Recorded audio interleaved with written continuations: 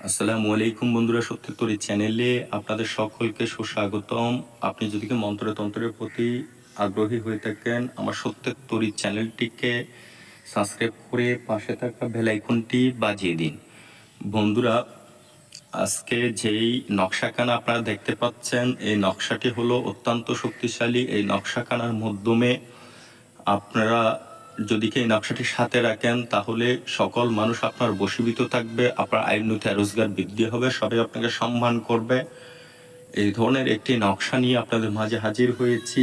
ইতিমধ্যে আমার চ্যানেলটি যারা সাবস্ক্রাইব করেছেন তাদেরকে অসংখ্য ধন্যবাদ। বন্ধুরা, ভিডিওটি স্কিপ করে দেখবেন না, মূল আলোচনার দিকে চলে যাচ্ছি। কিভাবে কি করতে হবে আমি বলেই দিচ্ছি। আজকের নকশাখানা যারা কাজ করতে চান তারা সকলেই আমার কমেন্টে অনুমতি নিয়ে নেবেন। স্ক্রিনে দেওয়া নাম্বারে ফোন করবেন না।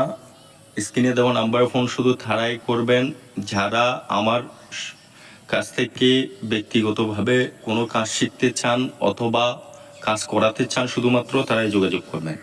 তো বন্ধুরা, আজকের নকশাটার পরে ভিডিও হলো, সর্বপ্রথম কোনো একটা শনিবার দিন অথবা মঙ্গলবার দিন, অমাবস্যা বা পূর্ণিমাতে আপনারা উক্ত নকশাটিকে লাল কালি দ্বারা কোনো একটি পরিষ্কার কাগজের মধ্যে লিখবেন।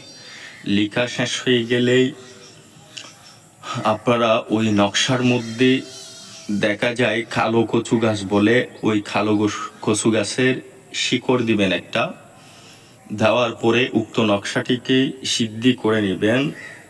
সিদ্ধি করা শেষ হয়ে গেলেই ওই নকশাটাকে কোনো একটি খোলের ভিতর ভরে,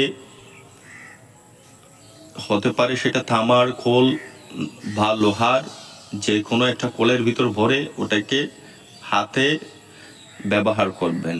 নারী হলে বাঁ হাতে ইউজ করবেন, পুরুষ হলে ডান হাতে ইউজ করবেন। তো আজকের মন্ত্রটির পরিবিত এতটুকুই, সকলে বুঝতে পেরেছেন। ভালো থাকবেন, কথা হবে অন্য কোনো ভিডিওতে। আল্লাহ হাফেজ।